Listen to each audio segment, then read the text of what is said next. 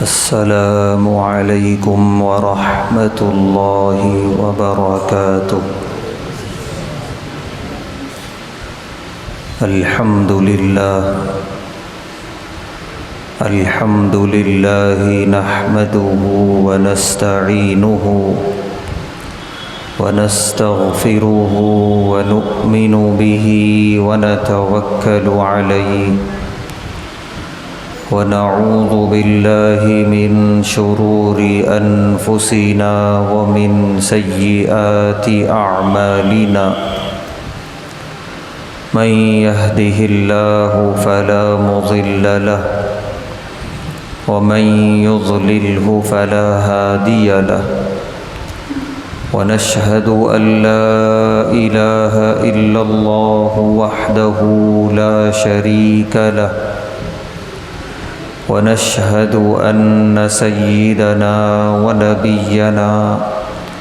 وحبيبنا ومولانا محمدا عبده ورسوله أما بعد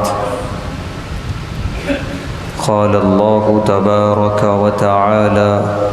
في القرآن الكريم أعوذ بالله من الشيطان الرجيم بسم الله الرحمن الرحيم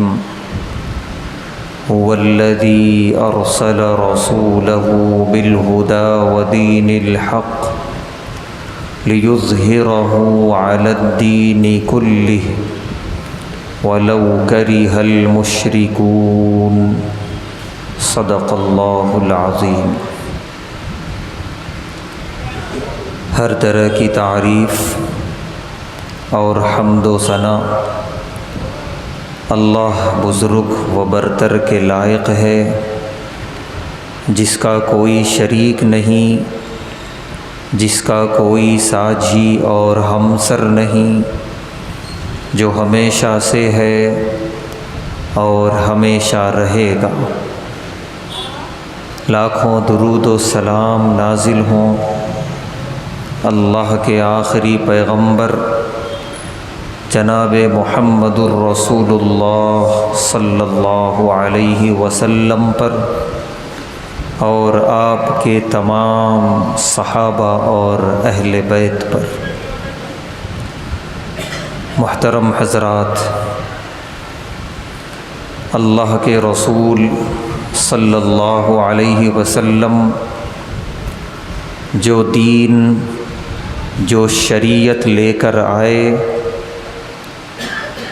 اس دین اور اس شریعت کا اس دنیا میں آنے کا ایک بڑا مقصد یہ تھا لِيُظْهِرَهُ عَلَى الدِّينِ كُلِّهِ، کہ یہ دین اور یہ شریعت تمام ادیان اور تمام مذاہب پر غالب ہو جائے۔ دنیا میں اور انبیاء اس سے پہلے تشریف لے آئے،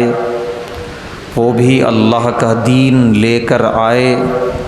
لیکن وہ تمام ادیان پر قیامت تک کے لیے غالب ہونے کے لیے نہیں آیا تھا۔ یہ صرف دین اسلام ہے جو تمام ادیان پر غالب رہے گا اور قیامت تک رہے گا۔ یہ مذہب، یہ اس دین کی خصوصیت ہے،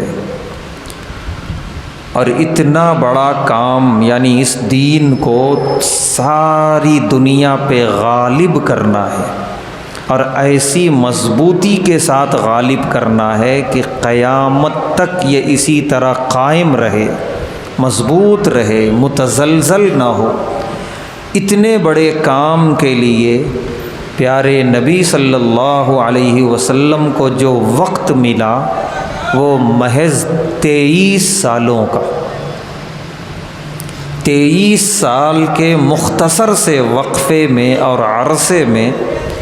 اتنا بڑا کارنامہ اگر ہم غور کریں تو یہ خود ایک معجزہ ہے پیارے نبی صلی اللہ علیہ وسلم کا۔ 1400 سال گزر گئے، کسی بھی دو نبی کے درمیان جو وقفہ ہوتا ہے 1000 سال سے زائد کا نہیں ہوتا، 800 سال، 600 سال، 500 سال کے بعد دوسرے نبی اور رسول آ جاتے تھے دنیا میں، کیونکہ اس مختصر سے وقفے میں گزشتہ نبی کی شریعت اور ان کا دین تقریباً ختم ہو چکا ہوتا، دم توڑ چکا ہوتا، اللہ پھر ایک نئے نبی کو بھیجتے، ایک نئے رسول کو بھیجتے۔ لیکن الحمدللہ 1400 سال گزر گئے، پوری آب و تاب کے ساتھ قرآن اور حدیث کی موجودگی میں اسلام زندہ ہے اور انشاءاللہ قیامت تک رہے گا۔ ہاں، مسلمانوں میں کمی بیشی ہوتی رہے گی، یہ تو اللہ نے قرآن میں فرمایا، اچھے بھی ہوں گے مسلمانوں میں، برے بھی ہوں گے، یہ سلسلہ رہے گا، لیکن اسلام کی روشنی مدھم پڑ جائے، دلائل کی دنیا میں وہ مغلوب ہو جائے، یہ نہیں ہو سکتا۔ 1400 سال میں دنیا نے جو کروٹیں لی ہیں، کہاں سے شروع ہوئی تھی دنیا اور آج کہاں پہنچی ہے، اس کے باوجود بھی دین اسلام کے کسی ایک حکم کے بارے میں دنیا کا کوئی فلاسفر، کوئی دانشمند، کوئی سائنسداں یہ دعویٰ نہیں کر سکتا کہ یہ پرانا ہو گیا، اسے چھوڑ دیا جائے، اسلام کا یہ حکم قدیم ہو گیا، اسے چھوڑ دیا جائے، کوئی نہیں کہہ سکتا دلائل کے ساتھ۔ جبکہ حال یہ ہے کہ دوسرے مذہب کی پوری صورتیں بدل گئیں، چہرہ بدل گیا، عقیدے بدل گئے، کتابیں بدل گئیں، لیکن ان 1400 سال کی عجیب کروٹ لینے کے باوجود دنیا اسلام کا کوئی حکم نہیں بدلا۔ ہمیں اور کیا چاہیے اس دین کے برحق ہونے کی دلیل کے لیے؟ اور یہ سب کچھ ہوا ہے صرف 23 سالہ مختصر سی زندگی میں، پیارے نبی صلی اللہ علیہ وسلم کی۔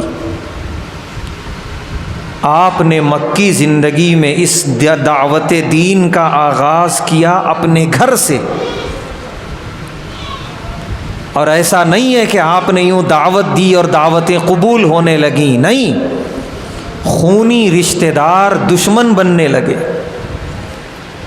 امین اور صادق کا لقب دینے والے آپ پر جان لیوا حملہ کرنے کی سازشیں کرنے لگے، سب دور ہوتے چلے گئے، جتنے رشتہ دار، جتنے اقربا تھے۔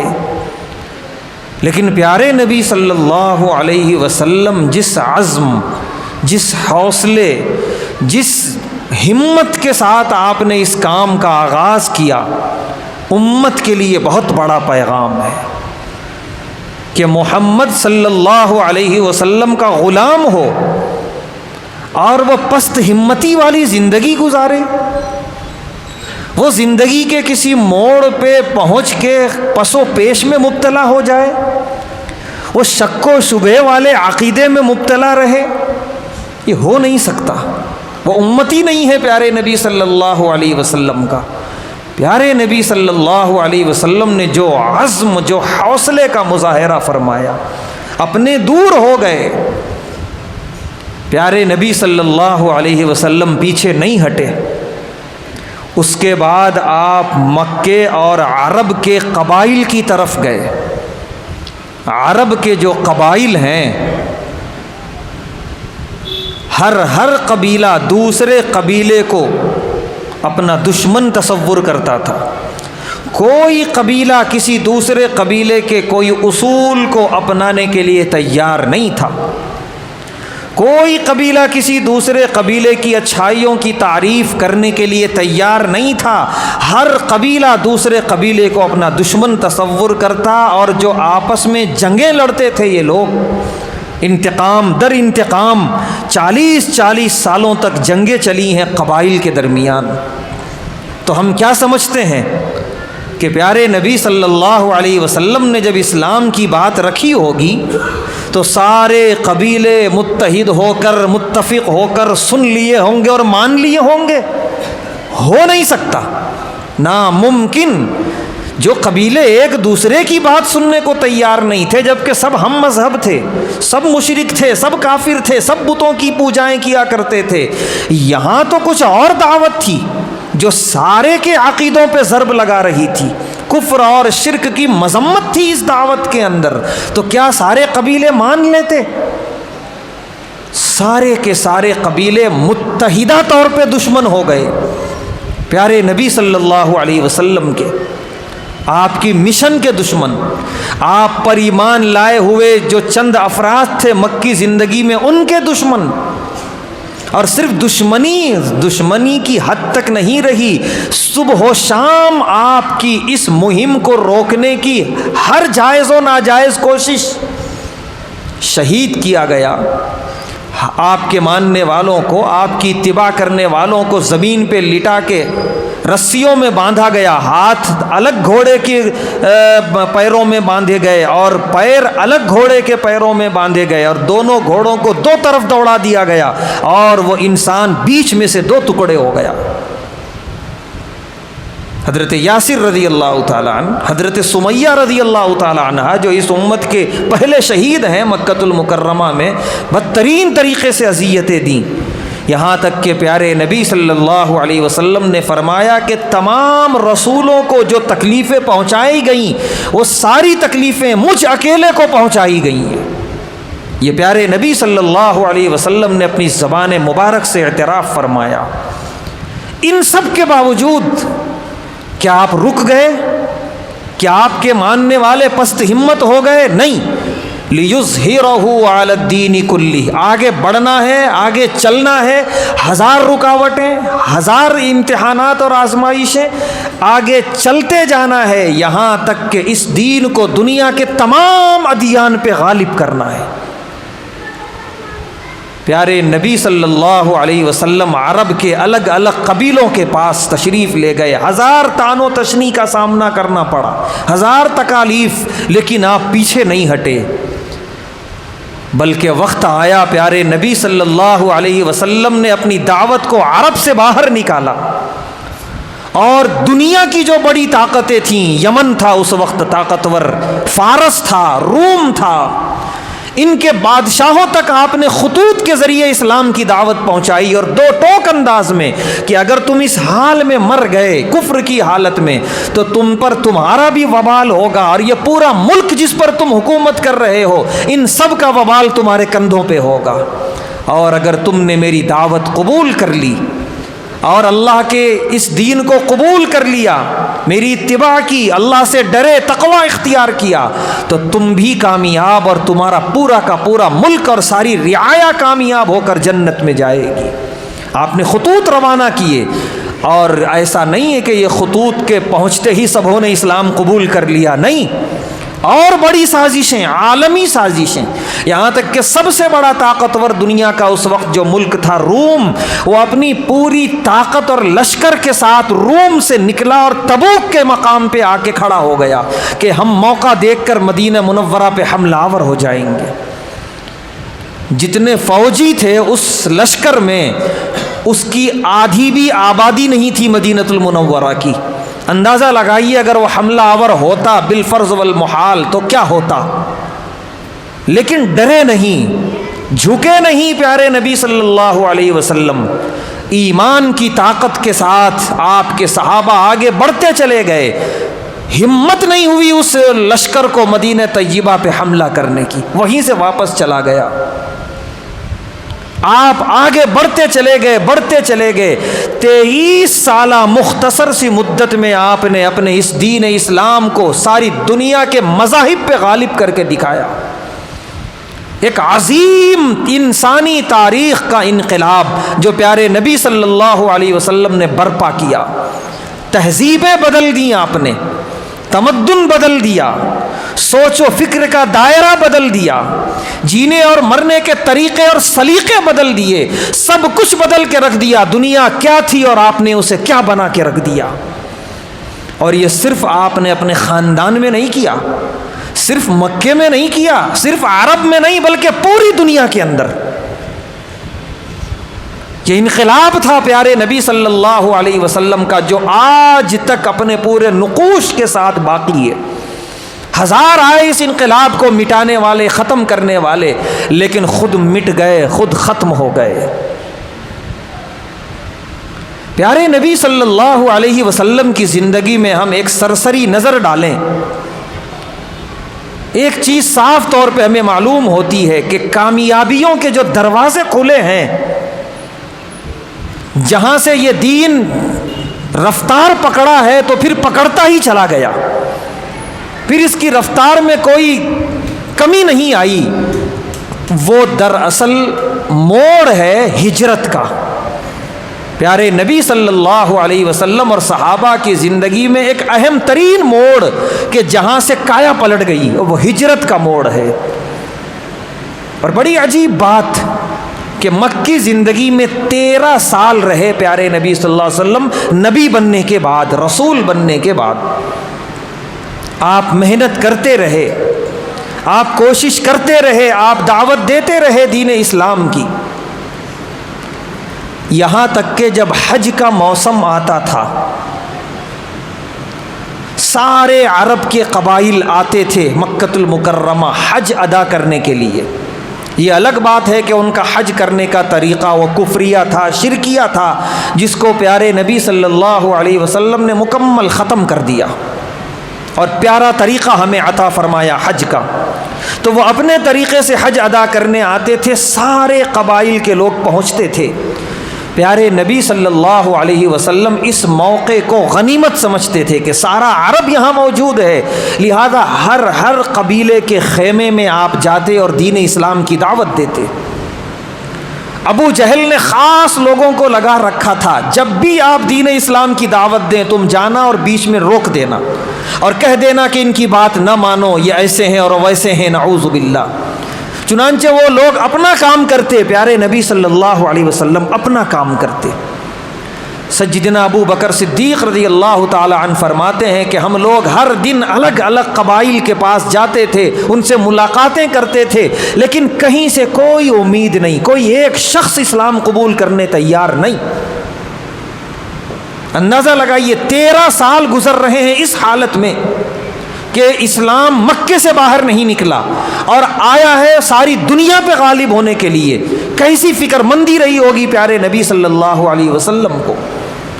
سیدنا ابو بکر صدیق رضی اللہ تعالی عنہ فرماتے ہیں کہ وہ دن مجھے یاد ہے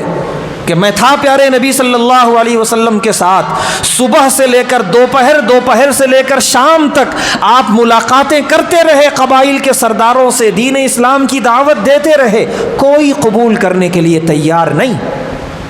یہاں تک کہ سورج غروب ہونے والا تھا اور ہم وہاں سے واپس اپنے گھر کی طرف روانہ ہوئے۔ اچانک ایک ٹیلے کے پیچھے سے کچھ لوگوں کی آوازیں آئیں،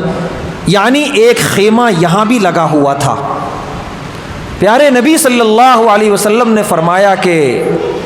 ایک مرتبہ ان سے بھی ملاقات کر لیتے ہیں۔ سیدنا ابو بکر صدیق رضی اللہ تعالی عنہ نے عرض کیا، اے اللہ کے رسول صلی اللہ علیہ وسلم، صبح سے لے کر شام ہو گئی، سورج غروب ہونے آیا، کسی نے بات نہیں مانی، وہ کیا مانیں گے بات؟ پیارے نبی صلی اللہ علیہ وسلم نے فرمایا ایک ملاقات ان سے بھی کرتے جائیں گے۔ پیارے نبی صلی اللہ علیہ وسلم اس ٹیلے کے پیچھے تشریف لے گئے اور یہاں خیمہ لگا ہوا تھا اوس و خزرج کا، بہت معمولی لوگ تھے، 15-20 کی تعداد میں۔ پیارے نبی صلی اللہ علیہ وسلم نے اسلام کی بات رکھی، 7-8 لوگوں نے اسلام قبول کر لیا۔ بہت بڑا سبق، کبھی نا امید نہ ہونا چاہیے۔ 1000 دروازے بند نظر آ رہے ہوں لیکن نہ جانے کہاں سے دروازہ کھلے گا، ہمیں اللہ سے ہر حال میں امید بلکہ یقین رکھنا چاہیے۔ سیدنا ابو بکر صدیق رضی اللہ تعالی عنہ روک رہے تھے کہ اب کیا فائدہ، اتنے بڑے بڑے قبائل نے ٹھکرا دیا، نہ جانے کون سا قبیلہ ہے اس ٹیلے کے پیچھے، وہ کیا ہماری بات سنے گا؟ لیکن وہیں سے امید کی کرن پھوٹی ہے، ایمان قبول کر لیا 7-8 لوگوں نے، اور انہوں نے کہا آئندہ سال ہم اور افراد کو لے کر آئیں گے حج کے موسم میں اور انشاءاللہ یہی ملاقات ہوگی۔ 1 سال انتظار کیا پیارے نبی صلی اللہ علیہ وسلم نے کہ مدینے کے لوگ آئیں گے، وعدہ کر کے گئے۔ یہ دین اسلام یوں ہی نہیں پہنچا، کاش کوئی بتاتا دنیا انسانیت تک کہ ہمارے نبی نے کیا کیا دنیا کے لیے۔ ایسے مواقع آتے ہیں اپنا پیغام بتانے کے لیے، اپنے عمل سے، اپنی کتابوں سے، سوائے شور شرابہ چیخو پکار کے ہم کچھ نہیں کرتے۔ ایسے موقع پر ایک دوسرا ہی سبق دے بیٹھتے ہیں، بدنام کرنے والا، اللہ معاف کرے۔ کاش کوئی بتاتا ہمارے نبی نے کتنی محنت کی ہے اس دنیا کو امن و امان میں لانے کے لیے۔ 1 سال انتظار ایک قبیلے کا،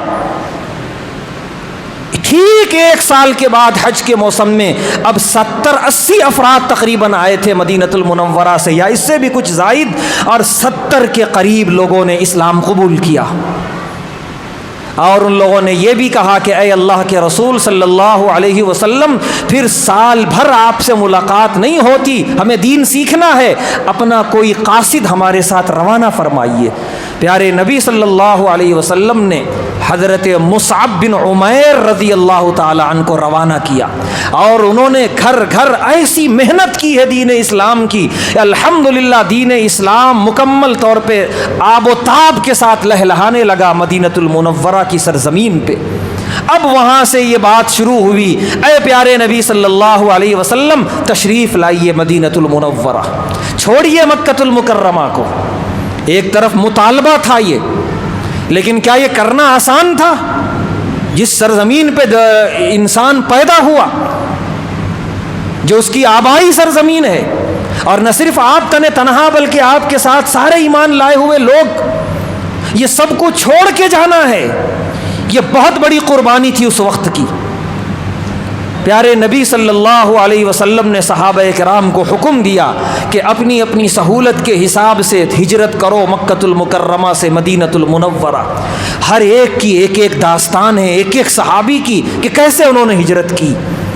کیسے کافروں نے انہیں راستے میں روکا، کیسی تکلیفیں برداشت کی، کیسے انہوں نے اپنے پرکھوں کی جائیدادیں چھوڑیں، اپنا سب کچھ چھوڑ دیا، یہاں تک کہ وقت آیا جب پیارے نبی صلی اللہ علیہ وسلم کا آپ کعبۃ اللہ جب تک نظر آتا رہا، پلٹ پلٹ کر دیکھتے، آنکھوں میں آنسو تھے آپ کے، اور آپ نے فرمایا اے اللہ کے گھر کعبۃ اللہ، اگر تیرے شہر کے لوگ مجھے رہنے دیتے میں تجھے کبھی چھوڑ کے نہ جاتا۔ آنکھوں میں آنسو لا کر آپ مکہ المکرمہ کی سرزمین کو چھوڑ کے چلے ہیں۔ سیدنا ابو بکر صدیق رضی اللہ تعالیٰ عنہ فرماتے ہیں کہ ہجرت کے سفر میں ایک ایسا راستہ آیا کہ جو راستہ جاتا تھا مکہ المکرمہ، کیونکہ پیارے نبی صلی اللہ علیہ وسلم اور حضرت ابو بکر صدیق رضی اللہ تعالیٰ عنہ یہ عام راستے سے ہجرت نہیں کیے تھے، کیونکہ تلاش جاری تھی آپ دونوں کی، لہذا یہ پہاڑوں کے اور وادیوں کے راستے سے ہجرت فرمائی ہے۔ جب ایک موقع پہ وہ راستہ آیا جو راستہ مکہ جا رہا تھا، سیدنا ابو بکر صدیق رضی اللہ تعالیٰ عنہ فرماتے ہیں کہ پیارے نبی صلی اللہ علیہ وسلم اس راستے کو بہت دیر تک دیکھتے رہے کہ یہ راستہ میرے وطن جاتا ہے، جس وطن کو میں چھوڑ کے آ رہا ہوں، بہت دیر تک آپ اس راستے کو دیکھتے رہے۔ پھر اس کے بعد آپ نے سفر آگے شروع کیا۔ کیا بچوں کا کھیل تھا ہجرت؟ اپنا سب کچھ چھوڑ کے نکل جانا کوئی تماشا تھا، کوئی کھیل تھا؟ نہیں، بہت بڑی قربانی تھی۔ اور جتنی بڑی قربانی دی ہے پیارے نبی صلی اللہ علیہ وسلم نے، صحابہ کرام نے، اتنی بڑی اللہ کی مدد آئی ہے کہ مدینہ المنورہ پہنچنے کے بعد اسلام جس تیزی سے پھیلنا شروع ہوا، بلکہ عین اسلام اپنے اصل کہتے ہیں کہ اپنے اصل چہرے میں آیا، کہ وہاں تو مجبوری تھی مکہ المکرمہ میں، وہاں مظلومیت تھی، لیکن یہاں مکمل دارالاسلام بنایا، اور یہاں مکمل قرآن اور حدیث کی حکومت نافذ فرمائی پیارے نبی صلی اللہ علیہ وسلم نے۔ اور پھر وہاں سے جو اسلام پھیلنا شروع ہوا، یقیناً رکاوٹیں آئیں، جہاد ہوئے، بڑی آزمائشیں آئیں، لیکن رفتار رکنے نہیں پائی، اور نہ رکنے دیا صحابہ نے اور پیارے نبی صلی اللہ علیہ وسلم نے، یہاں تک کہ لِيُظْهِرَهُ عَلَى الدِّينِ كُلِّهِ، دنیا کے تمام مذاہب پہ اسلام غالب آ گیا،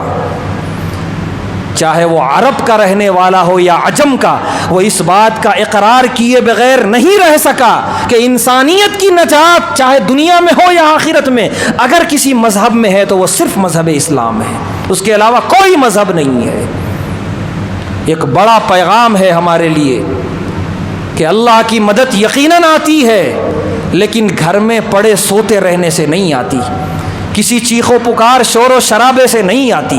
بلند بانگ دعووں سے مدد نہیں آتی، مدد آتی ہے مجاہدات کے ذریعے، قربانیوں کے ذریعے۔ جب قربانی دی ہے صحابہ نے ہجرت کے نام کی، کیسی ہجرت؟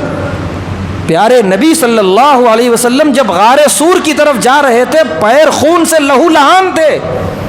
سیدنا ابو بکر صدیق رضی اللہ تعالیٰ نے اپنا دامن پھاڑ کے آپ کے قدمین مبارکین کو باندھ دیا, کم سے کم خون رسنا بند ہو جائے. پھر بھی خون نہیں رکا تو گود میں اٹھا لیا پیارے نبی صلی اللہ علیہ وسلم کو سیدنا ابو بکر صدیق رضی اللہ تعالیٰ عنہ نے, اور اس حال میں چڑھے ہیں غار سور پہ اور 3 دن وہاں گزارے ہیں غار سور پہ. یہ صرف اتنا ہی نہیں, پھر یہاں سے مدینے تک کا سفر, بڑی قربانیاں ہیں. نبوی جس میں اطہر سے خون بہا ہے, کسی موقع پہ دندان مبارک شہید ہوئے ہیں تو کبھی طائف کی گلیوں میں پتھروں کی اتنی بارش کہ سارے جسم کا خون جا کے آپ کے نعلین اور جوتیوں میں جم گیا ہے. یہ سب کچھ ہوا ہے لیکن آپ رکے نہیں, تھمے نہیں, آپ چلتے چلے گئے صرف اس لیے کہ ہم اور آپ جہنم سے بچ کے جنت میں چلے جائیں. صرف اس لیے کہ آنے والے مسلمان جو قیامت تک وہ جنتی ہو جائیں, وہ جہنم کی آگ سے بچ جائیں. اتنی بڑی محنت, اتنی بڑی قربانی. تو جب اتنی بڑی قربانی ملی تب جا کے اللہ تبارک و تعالیٰ کی طرف سے ایسی مدد کا سلسلہ شروع ہوا جو تھمنے نہیں پا رہا تھا. اور دنیا نے دیکھا, بڑی بڑی طاقتوں نے دیکھا کہ اسلام جو مکے کی سرزمین میں بڑا مظلوم تھا, قربانیوں کے بعد جب مدینے پہنچا ہے تو ایسا پھیلتا چلا گیا ایک سیل رواں کی طرح کہ کسی روکنے سے بھی نہیں رکا. آج ضرورت اس بات کی ہے, اسلام کے لیے یہ تصور پہلے اپنے دل و دماغ میں بٹھائیں, یہ دین غالب ہونے کے لیے آیا, مغلوب ہونے کے لیے نہیں آیا. یہ بزدلانہ زندگی جو ہم گزار رہے ہیں, ڈری سہمی زندگی, اس کے لیے اسلام نہیں آیا. شک و شبہ والی زندگی جو گزار رہے ہیں یہ صحیح ہے یا غلط ہے, اس کے لیے اسلام نہیں آیا. اسلام ایک یقینی مذہب ہے چڑھتے سورج کی طرح, اور پورے یقین کے ساتھ زندگی گزارنا ہے. اور یہ اس وقت ہوگا جب ہم اللہ کے ساتھ جڑے رہیں, اللہ کی ذات پر کامل توکل ہو اور یقین ہو, نمازوں کی پابندی ہو, حرام کو چھوڑ کر حلال کی طرف رغبت ہو, گناہوں سے توبہ ہو اور اعمال صالحہ کی طرف دوڑ ہو, اللہ کی راہ میں اپنے اموال اور اپنی جان اور اپنے اوقات کی قربانیاں ہوں. پھر اس کے بعد اللہ تبارک و تعالیٰ کی مدد آتی ہے. اسلام جتنا مضبوط 1400 سال پہلے تھا آج بھی ہے. دلائل کی دنیا میں آج تک کوئی ایسا مذہب نہیں آ سکا, نہ آ سکتا ہے قیامت تک, جو اسلام کو دلیل کی دنیا میں شکست دے کر دکھا دے. آج بھی ہے قرآن و حدیث اتنے ہی زیادہ مستحکم اور مضبوط. کمزور ہیں تو ہم ہیں اور آپ ہیں, کمزوری ہے تو ہم میں ہے اور آپ میں ہے. اپنے ایمان کو مضبوط کریں. پیارے نبی صلی اللہ علیہ وسلم جس عزم کے ساتھ, جس یقین کے ساتھ اس دین الہی کا اعلان کیا اور اس کو برپا کیا پوری دنیا میں, اس عزم کی کوئی جھلک ہمارے دل میں ہو, اس مضبوط حوصلے کی کوئی جھلک ہماری زندگی میں ہو, اور ویسا توکل اور یقین ہو, تو یقین جانیے آج یہ کمزوری ہم میں اور آپ میں ہے وہ انشاءاللہ دور ہوگی, اور جسمانی اور ظاہری اعتبار سے بھی یہ دین غالب ہو کر رہے گا ساری دنیا میں. تو ضرورت اس بات کی ہے قربانیوں کا مزاج بنائیں, مجاہدات کا مزاج بنائیں. عیش پرستی, تنعم, ناز و نعمت سے فائدہ اور اس کے مقابلے میں اللہ اور اس کے رسول کے فرمان کو چھوڑ دینا, نمازیں ترک کر دینا, حلال و حرام کے فرق کو پس پشت ڈال دینا, اس مزاج کو ختم کرنا ہوگا اور قرآن و حدیث والا, صحابہ والا مزاج بنانا ہوگا. انشاءاللہ آج بھی یہ دین غالب ہے اور ہو کر رہے گا اور اللہ کی مدد آ کر رہے گی. تو پیارے نبی صلی اللہ علیہ وسلم کی سیرت کا آج کے بیان کا خلاصہ یہ ہے, اندر مضبوط حوصلہ اور عزم ہو اور اللہ کے راہ میں مجاہدات اور قربانیوں کا مزاج ہو. اللہ تبارک و تعالیٰ سے دعا ہے, اللہ تبارک و تعالیٰ ہم تمام کو پیارے نبی صلی اللہ علیہ وسلم کی پاکیزہ سیرت پر عمل کرنے کی توفیق عطا فرمائے. اغیار کے طریقوں سے مشابہت اختیار کرنے سے ہم سب کی حفاظت فرمائے. وآخر دعوانا الحمد للہ رب العالمین.